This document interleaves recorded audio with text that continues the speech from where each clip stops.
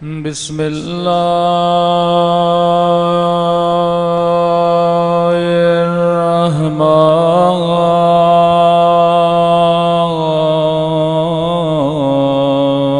الرحيم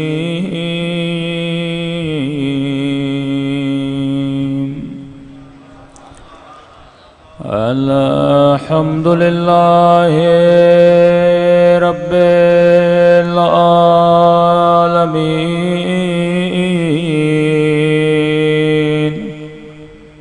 الحمد لله كما هو أهله الصلاة والسلام على سيد المرسلين وخاتم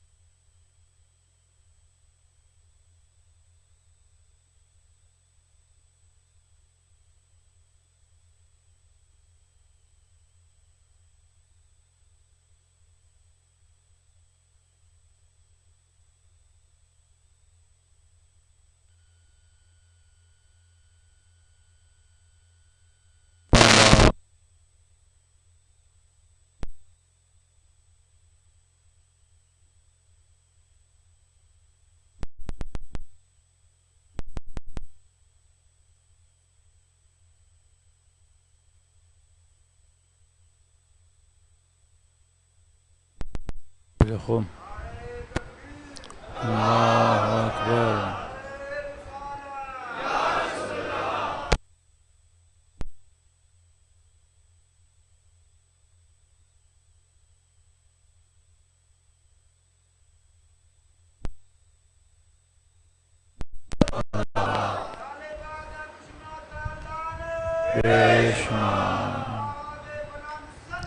اللهم صل على محمد. سب مل کے اپنے آقا امام زمانہ کے ظہور کی دعائیں کریں. بیماریاں بھی ہیں، بلائیں بھی ہیں، اور مستحب ہے کہ بیماریوں اور بلاؤں میں صلی وآل محمد اولی الامر. سب مل کے یا محمد یا علی یا علی یا محمد یا محمد یا علی یا علی یا محمد اکفیانی فإنکما کافیان وانصرانی فإنکما ناصران یا مولانا یا صاحب زمان الغوث الغوث الغوث ادرکنی ادرکنی ادرکنی الساعة الساعة الساعة العجال العجال العجال يا أرحم الراحمين صلوات پر محمد وآلہ.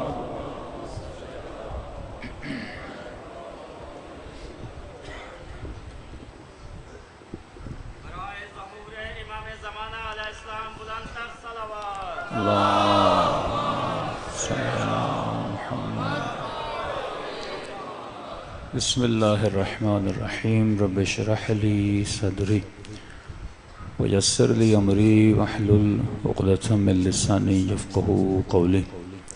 اما بعد فقد قال سبحانہ وتعالی فی محکم کتابہ المجید وفرقانہ الحمید وقوله الحق وهو اصدق الصادقین. بسم اللہ الرحمن الرحیم. انما ولیکم اللہ ورسولہ والذین آمنوا الذین یقیمون الصلاة ویؤتون الزکاة وهم راکعون. صلوات پڑھے محمد وآل محمد.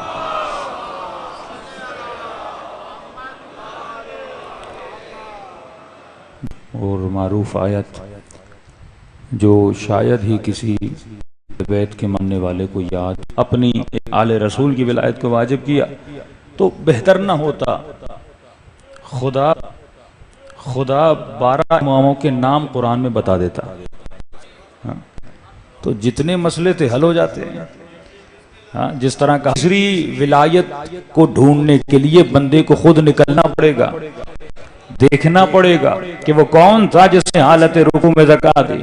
اور رہی بات یہ کہ اللہ نے نام کیوں نہیں بتایا, یہ ایک بہت سیریس کوئسچن ہے. اپنا نام بتا دیا, اپنے رسول کا نام بتا دیا, یہ بھی بتا دیتا کہ تیسرا ولی علی ہے, اس کے بعد حسن ہے, اس کے بعد حسین ہے, اس کے بعد مولا زین العابدین ہے. تو تاریخ لکھتی اگر خدا نام بتا بھی دیتا, مثلا پہلا ولی یہ ہے, دوسرا ولی یہ ہے, تیسرا ولی یہ ہے, چوتھا ولی یہ ہے, تو ہوتا یہ کہ ابو سفیان اپنے سارے بچوں کے نام وہی رکھتا.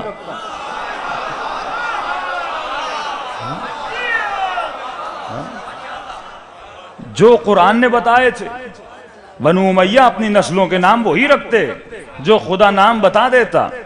پھر پتہ کیسے چلتا کہ حق والا علی کون ہے؟ جو نام خدا نے بتایا تھا وہ کون ہے؟ لہذا اللہ نے کہا نام رکھنا بڑا آسان ہے. مثلا کوئی اپنا نام شیر علی رکھ لے تو شیر کے رکھنے سے کوئی شیر تو نہیں بن جاتا. کوئی اپنا نام اسد رکھ لے تو اسد رکھنے سے کوئی اسد تو نہیں بن جاتا. اللہ نے کہا میں پہلے کا بھی نام بتاؤں گا, دوسرے کا بھی نام بتاؤں گا, لیکن جو تیسرا ہے نام نہیں بتاؤں گا, صفت بتاؤں گا. نام رکھنا آسان ہے لیکن صفت پیدا کرنا مشکل ہے. فرمائیں ان کی میں نے صفت بتا دی, انما یرید اللہ لیذھب عنکم الرجس اہل البیت ویطہرکم تطہیرا.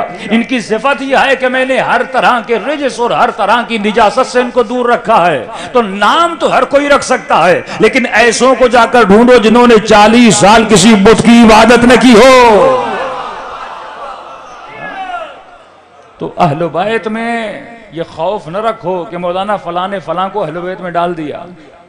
تو فرمایا جا کر یہ دیکھو اگر 40,000 بت پرست نہ رہے بڑا محمد واجل فرجہم. تو فرمایا پہلی ولایت انما ولیکم اللہ, میں اللہ تمہارا ولی ہوں. ہم سب نے کہا لا الہ الا اللہ. کہا والرسول, میرا رسول تمہارا ولی ہے. ہم سب نے کہا محمد رسول اللہ. تو آپ نے اس کو بلایا کہ بھائی تمہارے کمرے میں اے سی لگا تھا تو کمرہ ٹھنڈا, میں نے نیا نیا اے سی خریدا ہے, ایک کمرے میں لگایا لیکن ٹھنڈا نہیں ہو رہا. وہ صاحب کیا بولیں گے کہ قبلہ تم نے اے سی لگایا ہے ابھی تک اے سی کھولا نہیں ہے. تو جب تک سوئچ آن نہیں کرو تو ایسی کمرہ ٹھنڈا نہیں کرتا. تو صرف نظریہ رکھنے سے دل کو ٹھنڈک نہیں ملتی.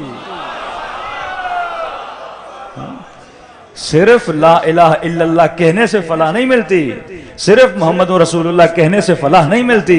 صرف علی ولی اللہ کہنے سے فلاح و کامیاب ہو، بلکہ ایسی کو آن بھی کریں.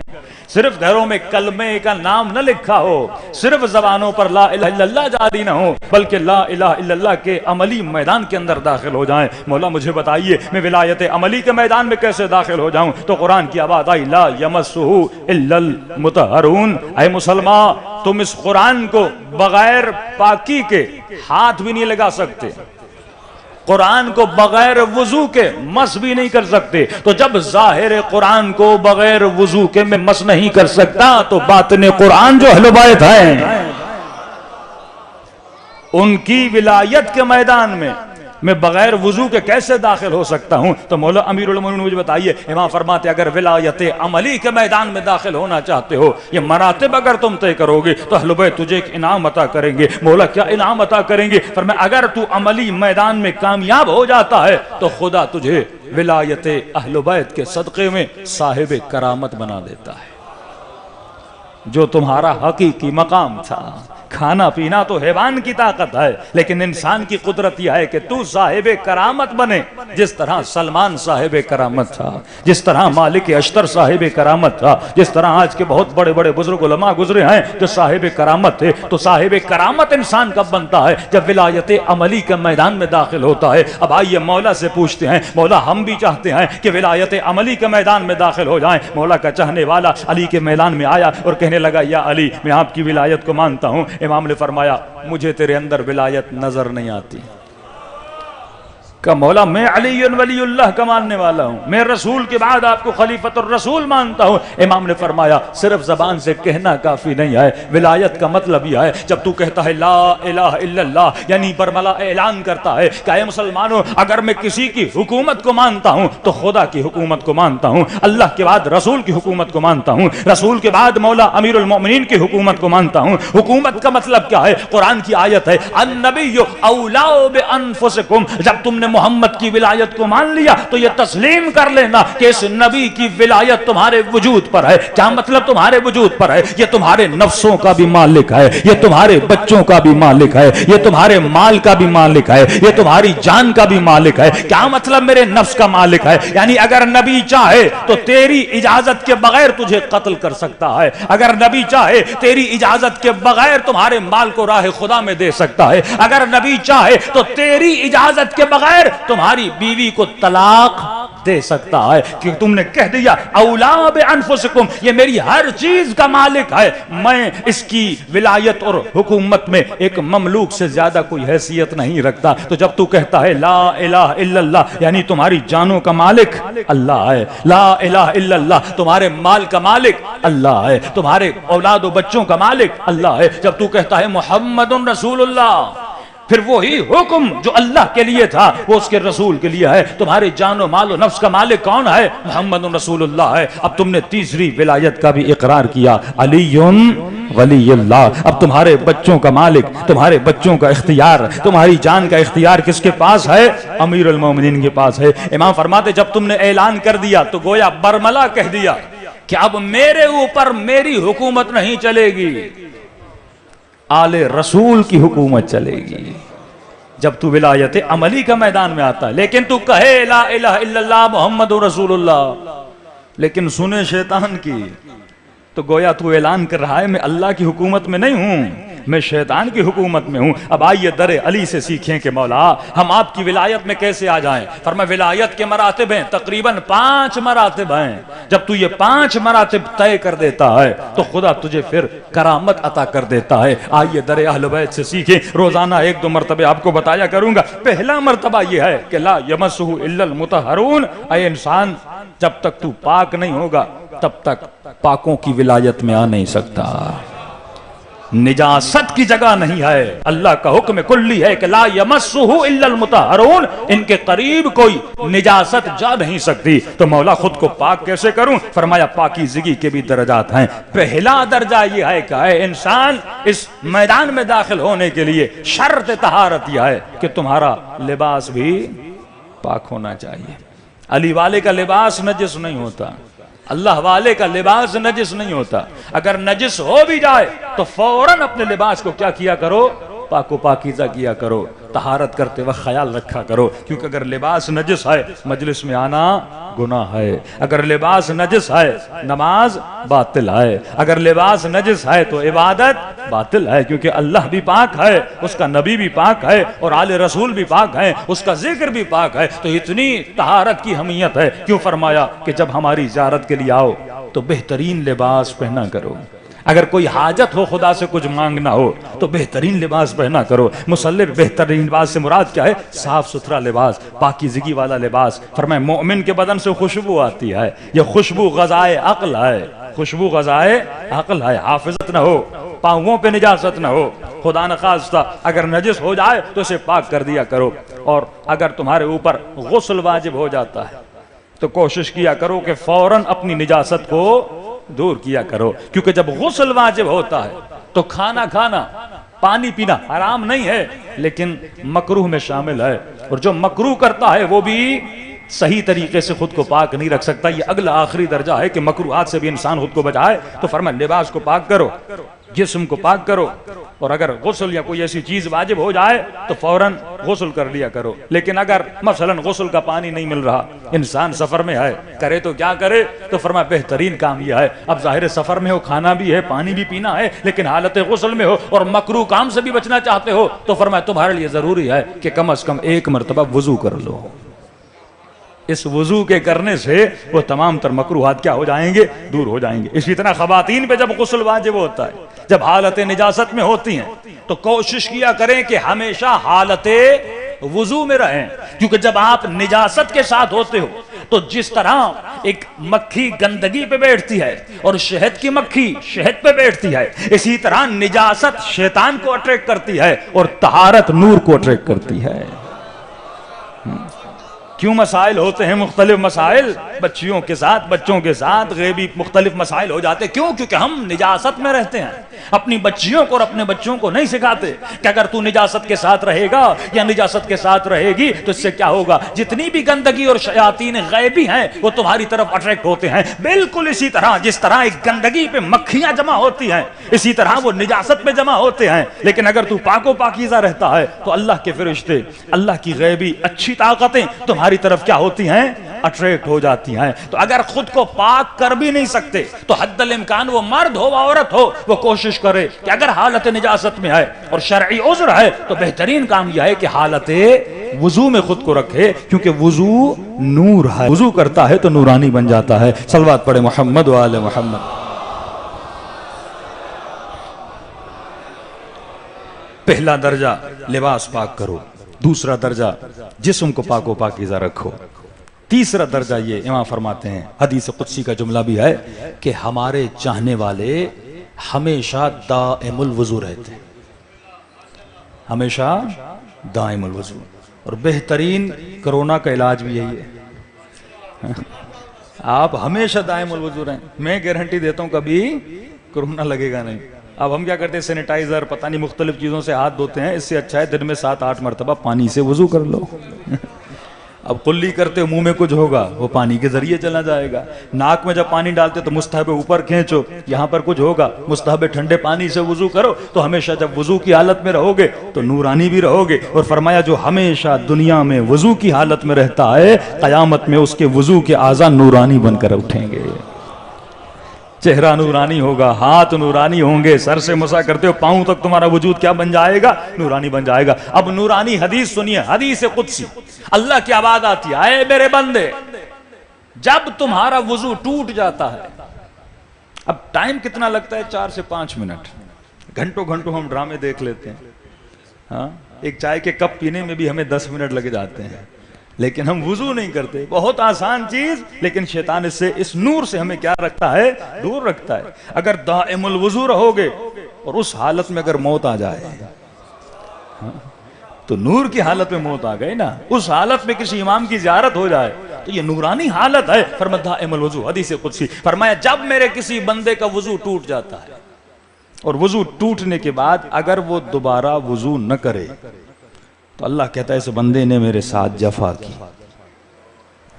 دو لفظ ہیں عربی کے، جفا اور وفا. جفا یعنی بے وفائی.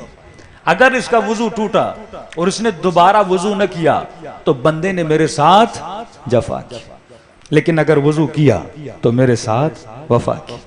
اب کہا وضو ٹوٹا، وضو کر لیا، اب اگر وضو کرنے کے بعد 2 رکعت نماز نہ پڑھے تو بندے نے میرے ساتھ جفا کی. کسی نے کہا مولانا وضو بھی کریں 2 رکعت نماز پڑھیں، یہ تو مشکل ہو جائے گا. آفس میں ہیں، کہیں پہ چلتے پھرتے ہم وضو تو چلو کر لیں گے، 2 رکعت نماز کیسے پڑھیں؟ تو میں نے کہا یہ نماز مستحب ہے، واجب نہیں ہے. اور نماز مستحب چلتے پھرتے پڑھ سکتے. 2 منٹ لگ گئے، وضو آپ نے کیا، وضو کرنے کے بعد جیسے چل رہے ہیں نیت کر کے اللہ اکبر کر لیں اور چلتے رہیں، الحمد پڑھیں، قل واللہ پڑھیں. رکوع آ جائے تھوڑا سا سر کو جھکائیں، پھر سجدے کی باری ہے تھوڑا سا اور سر کو جھکا لیں، پھر کھڑے ہو جائیں، پھر الحمد پڑھیں، قل واللہ پڑھیں، پھر تھوڑا سر کو جھکائیں. کسی کو پتا بھی نہیں آپ کی زبان پر نماز خدا بھی ہے، ذکر خدا بھی ہے. ہاں بڑی آسانی سے 2 منٹ لگیں گے. اسی طرح لوگ گاڑی میں بیکار پتہ نہیں کون کون سے کام کرتے جاتے ہیں. بھائی گاڑی میں بیٹھے ہو نا، تھوڑا سا اللہ اکبر کر کے نمازیں پڑھنا شروع کر دیں. بڑی آسانی سے مستحب نمازیں پڑھ سکتے ہو. اب اللہ کی اس حدیث پر بھی عمل کر لو گے اور حدیث قدسی پر بھی عمل کر لو گے. جس بندے کا وضو ٹوٹے، وضو نہ کرے تو جفا کی، اور اگر وضو کرے تو وفا کی، اور وضو کرنے کے بعد اگر 2 رکعت نماز نہ پڑھے تو جفا کی، اور اگر پڑھے تو وفا کی، اور اگر 2 رکعت نماز پڑھ لی اب اگر مجھ سے دعا نہ مانگے تو جفا کی.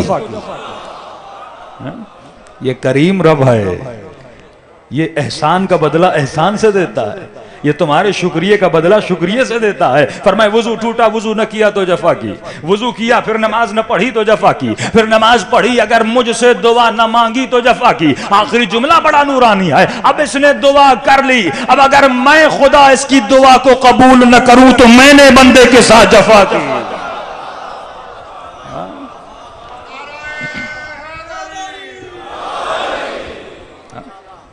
تو خداوند متعال آپ کو نوازنا چاہتا ہے نعمتوں سے. نہ مولانا دعائیں قبول نہیں ہوتی، بھئی اتنا نسخہ حدیث قدسی کا اللہ بتا رہا ہے. امام رضا فرماتے ہیں صلوات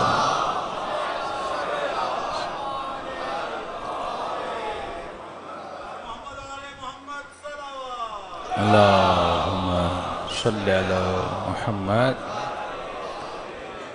مولا فرماتے اگر کوئی کسی کام کے لیے جائے، جاب کے لیے جائے، انٹرویو کے لیے جائے، ایگزام پہ جائے، ہاں محنت کر کے بھی جائے، لیکن اگر اس کا کام نہ ہو، اگر اس کا کام نہ ہو تو کسی اور کو اپنے کام کے نہ ہونے پہ سرزنش نہ کرے، نہ ٹوکے، خود کو ٹوکے کہ مولا کیوں کہ اگر وضو کر کے جاتا تو کام ہو جاتا. ہاں رسول خدا کے پاس جوان آیا، یا رسول اللہ پریشانیوں میں ہوں، فقر میں ہوں، فاقے میں ہوں، کہ ہمیشہ وضو کی حالت میں رہو، تمام تر پریشانیاں کیا ہو جائیں گی؟ دور ہو جائیں گی. تو مومن کی نشانی یہ ہے کہ ہمیشہ حالت وضو میں رہتا ہے. یہ اللہ کا رسول خدا کے پاس ایک شخص آیا، یہ آغا بہجت کا بھی ایک واقعہ ہے. ایک بوڑھا ان کے پاس آیا، آغا بہجت نے کہا دور سے اس بوڑھے کو بلاؤ. تو جب وہ بوڑھا چلا گیا تو پوچھا کہ قبلہ آپ نے اس کو کیوں بلایا؟ کہ مجھے اس کے چہرے سے نور نکلتا ہوا نظر آ رہا تھا. اور جب اس بوڑھے سے پوچھا بھائی تم ایسا کرتے کیا ہو کہ تمہارے چہرے سے علماء کو نور نظر آ رہا ہے؟ اس نے کہا اور کچھ نہیں، میں ہمیشہ حالت وضو میں رہتا ہوں. آسان ترین نسخہ جو انسان کی دنیا بھی بنائے آخرت بنائے. چھوٹے چھوٹے بچے ہیں نا 7 سال کے 8 سال کے، وضو سکھا لو. بولو بیٹا ہمیشہ حالت وضو میں رہو گے تو پھر والدین پیار بھی دیں، اس کو تھوڑی سی گفٹس بھی دے دیں، کچھ بھی کریں. یہ بچپن سے بچوں کو سکھائیں. یہ بہترین والدین کا ہدیہ ہے اپنے بچوں کے لیے. جس طرح اہل بیت نے ہمیں ہدیے دیے، اسی طرح ہم اپنے بچوں کو یہ گفٹس عطا کریں کہ میرے لال ہمیشہ حالت وضو میں رہو. یہ دوسرا درجہ ہے. تیسرا درجہ معصوم فرماتے ہیں، ایک ہمیشہ حالت وضو میں، کپڑوں کی پاکیزگی، جسم پر ذرہ برابر بھی نجاست کے آثار نہ ہوں. تیسرا درجہ جو اولیاء خدا کا درجہ ہے، فرمایا اب اپنے باطن کو بھی نجاست سے پاک رکھو. باطن کو کیسے؟ اگر میرے ہاتھ میں نجاست آ گئی تو ہاتھ کی نجاست پانی سے مٹ جاتی ہے، لیکن اگر کسی کی آنکھیں نجس ہو جائیں،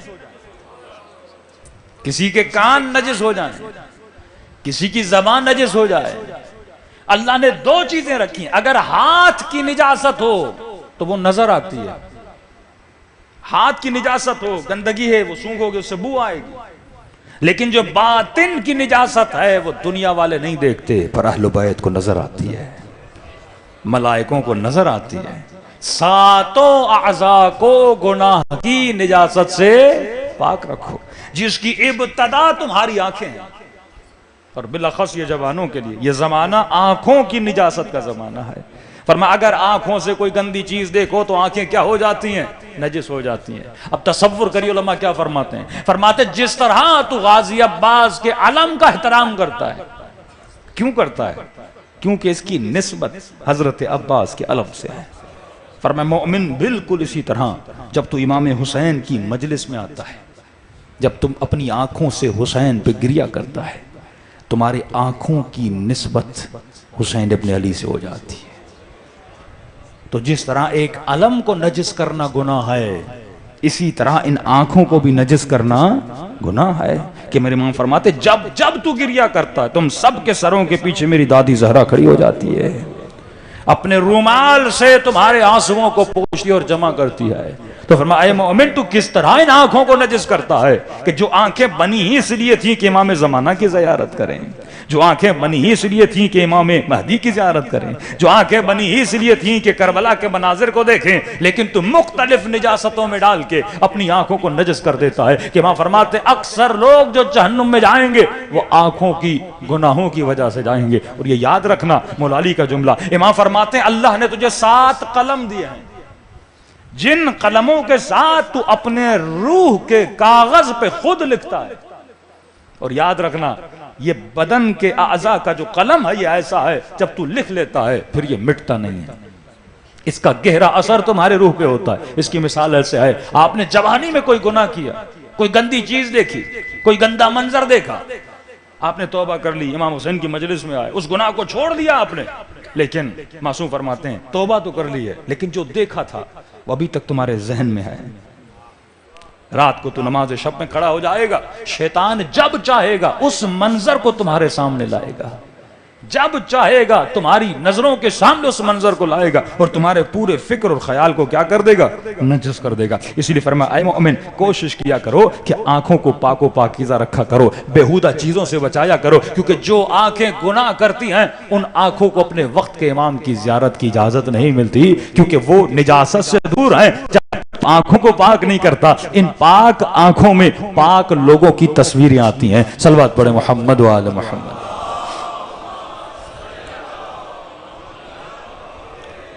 آنکھوں کے بعد جو دوسری طہارت ہے وہ زبان کی طہارت ہے۔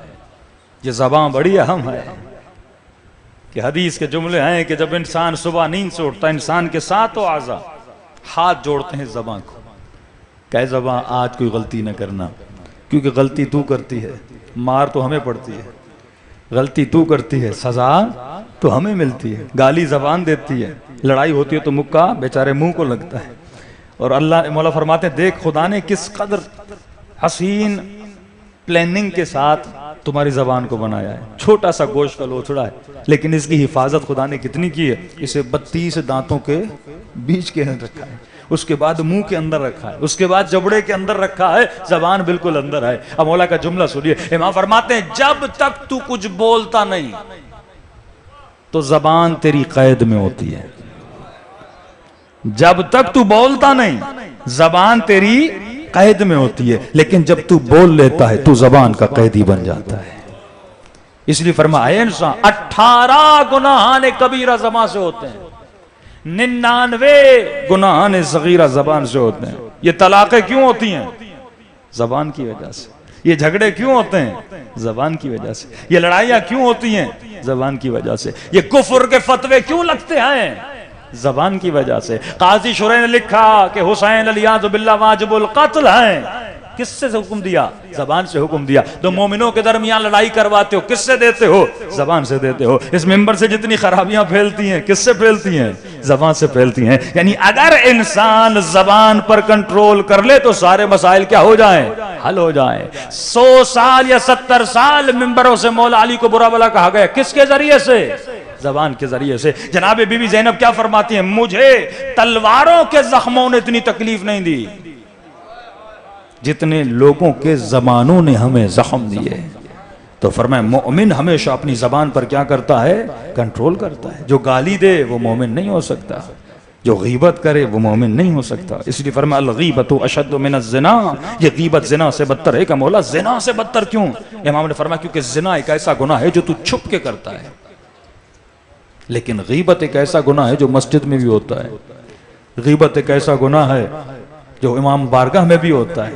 اور فرمایا اگر تو زنا کرے وہ انفرادی گناہ ہے، تو نے کیا کسی اور نے کیا کسی کو پتہ نہیں، لیکن جب تو غیبت کرتا ہے اس مومن کی، اس کے ساتھ کرتا ہے، کل جا کے اس مومن سے معافی بھی مانگے، قبلہ میں نے آپ کی غیبت کی تھی، اللہ شاید معاف بھی کر لے. لیکن جس کے ساتھ تم نے غیبت کی ہے اس کے ذہن میں جو اس مومن کے لیے خیال پیدا ہوا ہے وہ کبھی خیال مٹنے والا نہیں ہے. اس لیے فرمایا علی کا چاہنے والا ہمیشہ کیا رکھتا ہے؟ اپنی زبان کو پاک و پاکیزہ رکھتا ہے. اب زبان کو کیسے پاک و پاکیزہ رکھیں؟ قرآن کی آیت ہے وَمَنْ يَعْشُ عَنْ ذِكْرِ اللَّهِ، جو انسان ذکر خدا سے دور ہو جائے زبان اسے گمراہ کر لیتی ہے. تو فرمایا علی والوں کی نشانی ہے یہ ہمیشہ اپنی زبان سے ذکر پروردگار عالم کرتے ہیں. گاڑی سے گھر کی طرف جا رہے فضول باتیں نہ کیا کرو، ذکر لا حول ولا قوت الا باللہ العلی العظیم کرا کرو. یا بہترین ذکر صلوات ہے. اور معصوم فرماتے جو کثرت سے ذکر صلوات پڑھتا ہے اسے تب تک موت نہیں آئے گی جب تک ہماری زیارت نہیں کر لیتا. محمد وآل محمد اللہم صلی علی محمد. بہترین ذکر رسول خدا جب اس زبان کے سمت اللسان کے فائدے بتاتے تھے تو کئی اصحاب اپنے منہ میں کنکریاں رکھ لیتے تھے. حضرت زکریا کو اولاد دینی تھی، اللہ نے کہا کہ نہ بولنے کا روزہ رکھو. جناب سیدہ کی ولادت ہونی تھی، رسول خدا کو حکم ہوا 40 دن اعتکاف میں چلے جاؤ. اعتکاف کے بڑے فائدے ہیں. اعتکاف میں کیا ہوتا ہے؟ آپ کسی سے بات نہیں کرتے. بات نہ کرنے کا مطلب یہ نہیں کہ انسان بولے ہی نہ، اس کا مطلب یہ ہے کہ لوگوں سے نہ بولو پر پروردگار عالم سے بولو. ہاں ذکر خدا میں اپنی زبان کو مشغول رکھو، پھر خدا وہ نعمتیں تمہارے اوپر نازل کرتا ہے جس کا تم نے تصور نہیں کیا. آپ آزما کر دیکھیں، پیٹ کا روزہ رکھنا بڑا آسان ہے لیکن زبان کا روزہ بڑا مشکل ہے، بڑا مشکل ہے. آپ ایک دن کسی سے بات نہ کر کے دیکھیں، مثلا یا 3 دن کبھی اعتکاف میں جا کے دیکھیں، اتنا مشکل ہے زبان پر کنٹرول کرنا، اسپیشلی خواتین کے لیے.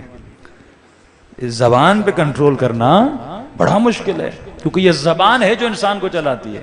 اگر انسان زبان کو سنبھال لے تو انسان کی زندگی سنور جائے. فرماتے پہلے تولو پھر بولو. سوچا کرو کہ تمہاری زبان سے کیا الفاظ نکل رہے ہیں، کہیں ایسا نہ ہو تمہارا ایک لفظ ایک مومن کا دل دکھا دے اور قیامت کے دن اٹھو گے پروردگارا میں نے تو اتنی نمازیں پڑھی، میں نے تو اتنے روزے رکھے. اللہ کی آواز آئے گی تمہارے ایک جملے نے تمہاری ساری نمازوں کو جلا دیا، تمہارے ایک جملے نے تمہاری ساری عبادتوں کو تباہ و برباد.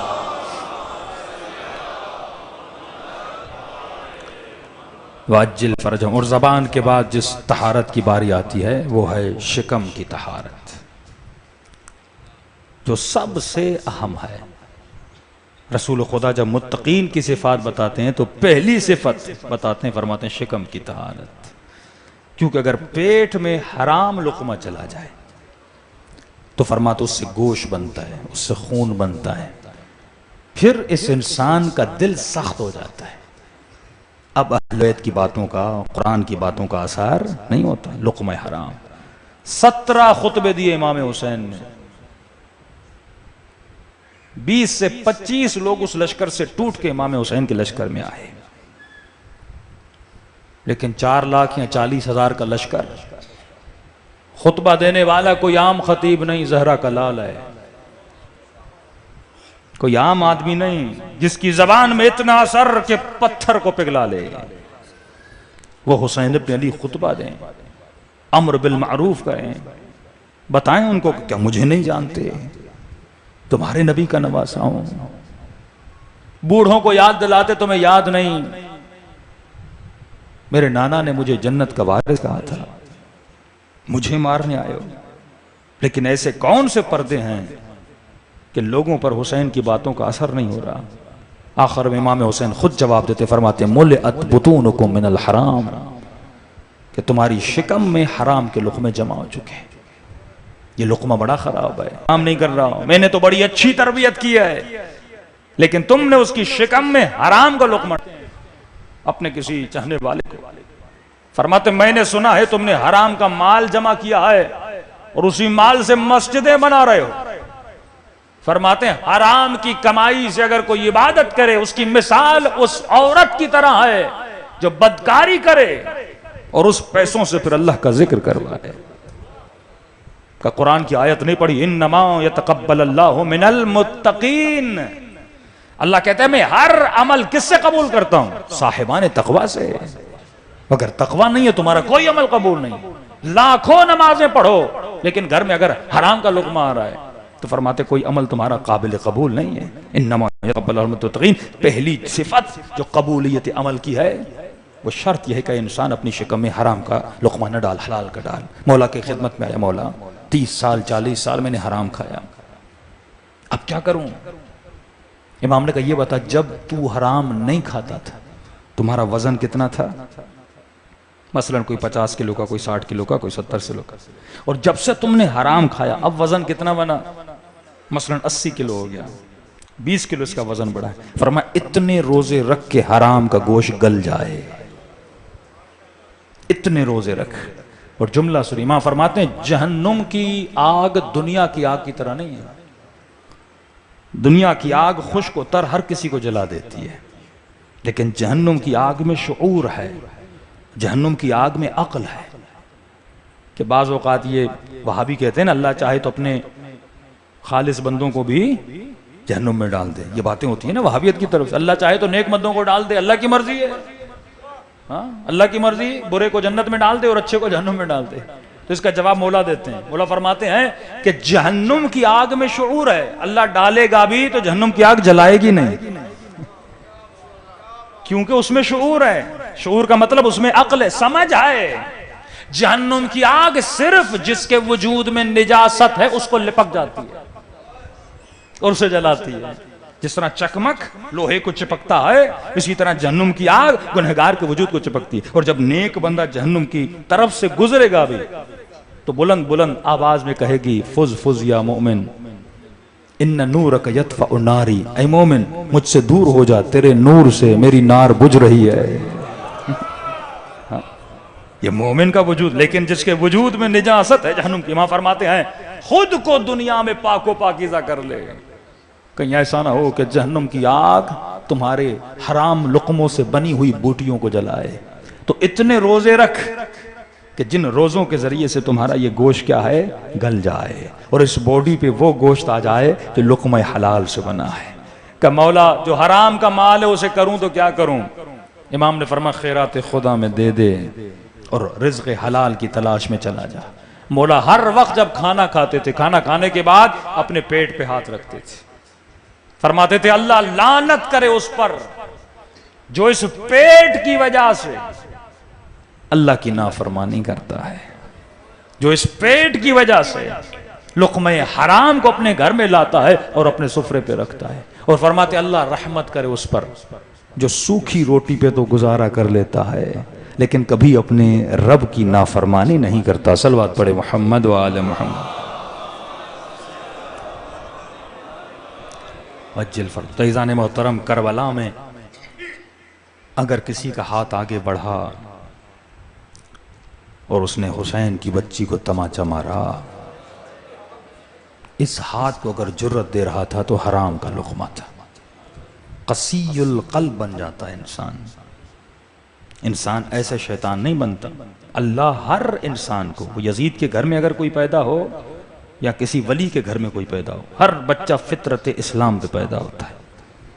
جب یہ بچے گھروں میں بڑے ہوتے ہیں تو ہم خود ان بچوں کو بگاڑ دیتے ہیں، ان فطرتوں کو بگاڑ دیتے ہیں۔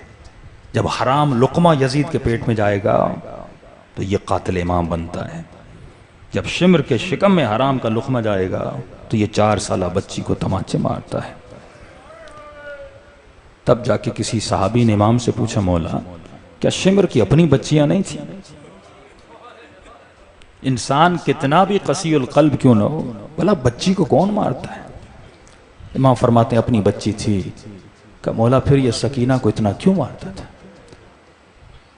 فرمایا دشمنی سکینہ سے نہیں تھی، کہ اگر کسی کی تیرے ساتھ دشمنی ہو اور تجھے بہت زیادہ تکلیف دینا چاہے اور تو صاحب اولاد ہو، وہ تجھے تکلیف نہیں دے گا، تیرے بچے کو تکلیف دے گا۔ جب یہ 3 دن کی پیاسے،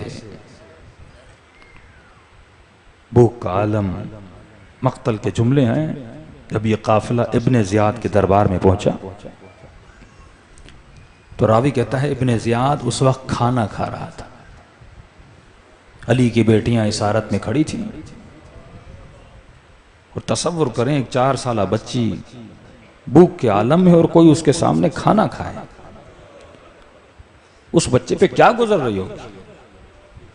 کہہ رہے لقمے چباتے جا رہا تھا، بیویاں ایسے ہی کھڑی تھیں، ایک مرتبہ کٹی ہوئی گردنیں اس کے سامنے رکھی، پوچھ رہا تھا یہ کس کا سر ہے، یہ کس کا سر ہے، یہ کس کا سر ہے؟ لائی بتاتے جاتے تھے یہ قاسم کا سر ہے، یہ اون و محمد کا سر ہے، یہ عباس کا سر ہے۔ کہا ایک مرتبہ کہا یہ کس کا سر ہے؟ کہا یہ علی اکبر کا سر ہے۔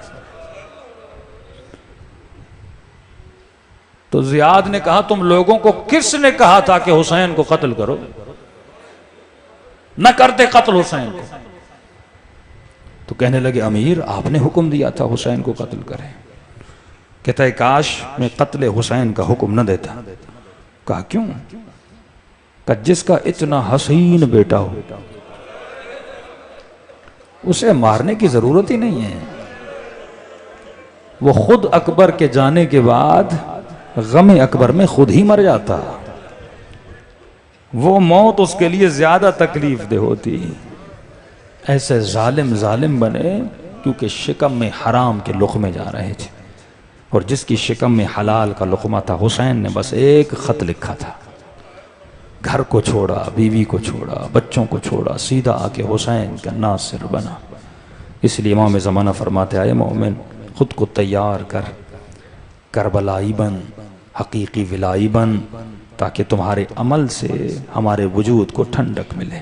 آئیے دلوں کو کربلا لے کر چلیں اور سلام کریں اپنے آقا کی غربت پہ۔ السلام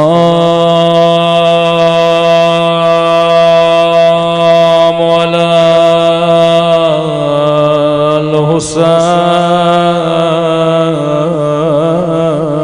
الحسین وعلی علی ابن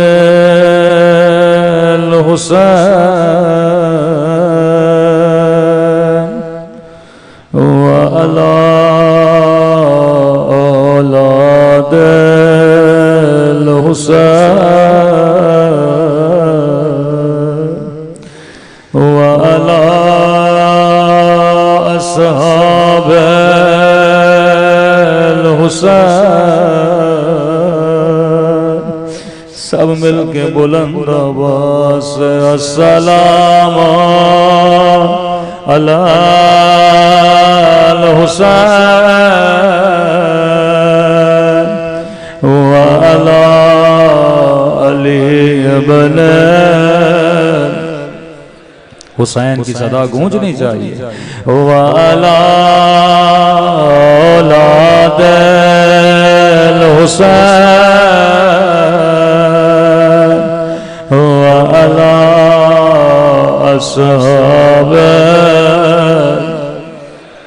سب مل کے السلام علی الحسین وعلی علی ابن وعلی اولاد الحسین وعلی اصحاب۔ میرا سلام ہو زینب کی لٹی ہوئی پہ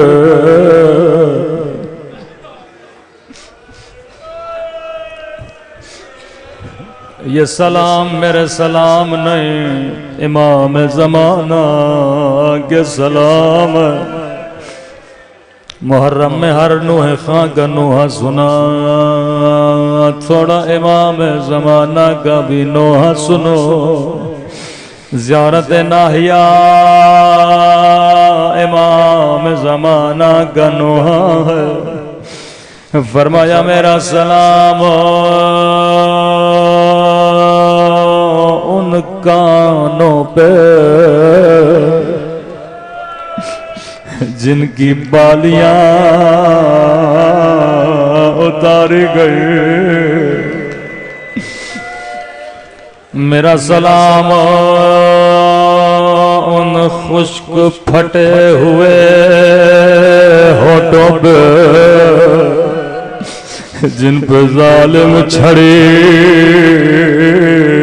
مار رہا تھا، میرا سلام ان ننھے سے رخساروں پہ جن کا رنگ بدلتا رہا۔ امام نے یہ نہیں کہا جن کا رنگ بدل گیا، بلکہ فرمایا جن کا رنگ بدلتا رہا۔ کبھی ظالم کے تماچوں نے رنگ کالا کیا، کبھی ظالم کے تماچوں نے رنگ نیلا کیا۔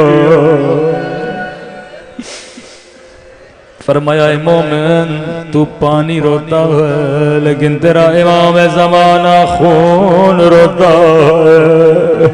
اے مومن تو سن کے برداشت نہیں کرتا، لیکن میں نے اپنی آنکھوں سے دیکھا ظالم میری سکینہ کو تماچے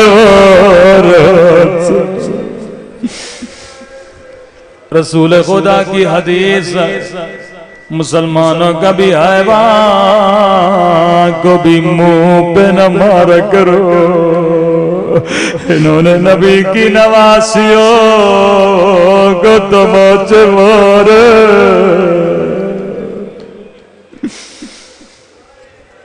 آئی آج خدا کو ننھی سی سکینہ کا واسطہ دے، فرمایا جب بھی میرے ظہور کی دعا کرو خدا کو دو بیویوں کا واسطہ دیا کرو، ایک میری پھوپھی زینب کا واسطہ،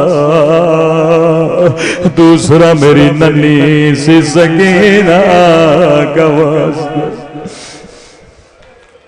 یہ بچی بابا کے بعد اجڑ گئی، فرمایا سکینہ کی عادت تھی جب بھی نماز پڑھتی تھی دو مصلے بچھاتی تھی۔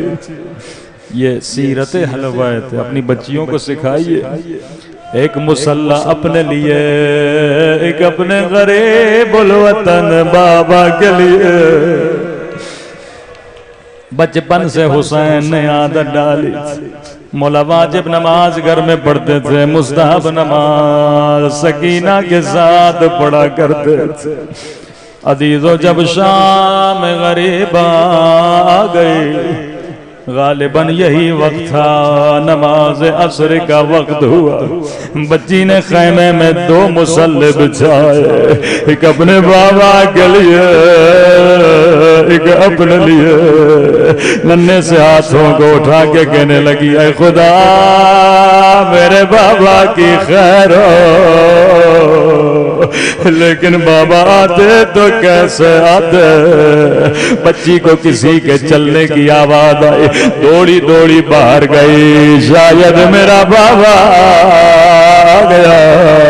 لیکن سنو گے سکینہ نے کیا دیکھا؟ بڑا درد بھرا منظر تھا۔ ایک مرتبہ دیکھا شمر ہے ہاتھ میں تازیانہ لیے ہوئے، 4 سال بچی ہے، شمر سے کہتی ہے شمر کیا تو نے میرا بابا دیکھا؟ یہ ملوم کہتا سکینہ کیا بابا کو دیکھنا چاہتی ہو؟ بی بی کہتی ہے میں بڑی دیر سے بابا کا انتظار کر رہی ہوں۔ اب روایت کے جملے بڑے سخت ہیں۔ راوی کہتا ہے جیسے بچی نے کہا میں بڑی دیر سے بابا کا انتظار کر رہی ہوں، ملوم کے ہاتھ میں حسین کا کٹا ہوا سر تھا، یا سر بچی کی طرف پھینکا۔ اللہ کسی بچی کو بابا کی کٹی گردن نہ دکھائے، دوڑی دوڑی سر کی طرف گئے۔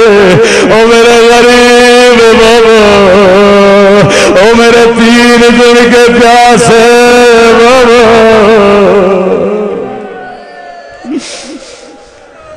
آئے بابا تیری گردن کی رگے کس نے کاٹے؟